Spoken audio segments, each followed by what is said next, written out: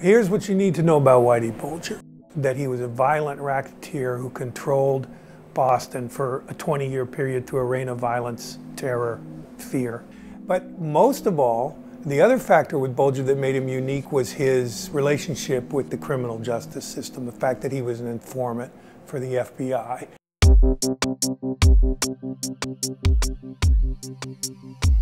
The key in Boston was always have enough power that you could control the entire area, that you could profit off all of these different regions. And so he had a handler in the FBI by the name of John Connolly.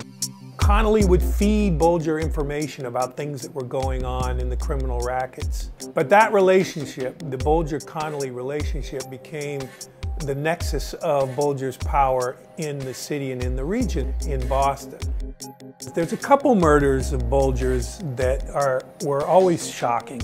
One of them named Deborah Davis. They were afraid that she knew that they were informants for the FBI, and they made the decision to kill her. Whitey Bulger strangled her to death with his bare hands, and then they pulled out her teeth so she wouldn't be able to be recognized by dental records, and they rolled up her body and they buried her.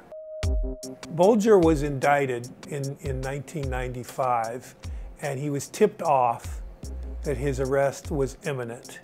And in fact, Bulger was shrewd enough to know that this day would come, and he'd been planning for it for a long time. He was profiled something like 12 times on America's Most Wanted. He'd risen to number 2 on the FBI's Most Wanted list, right behind Osama bin Laden. But they couldn't find him, they couldn't catch him, and they became frustrated with that, and they shifted their attention to the girlfriend, Catherine Gray. She had a certain regimen and a certain routine that they thought might lead to her capture, and in fact, that's exactly what happened. And then what's so exciting to a lot of us journalists and writers who have been following the Bulger story is names will be named, people will be named, relationships will be clarified, that some full picture of Bulger's reign of power and his relationship with the government will finally reveal itself.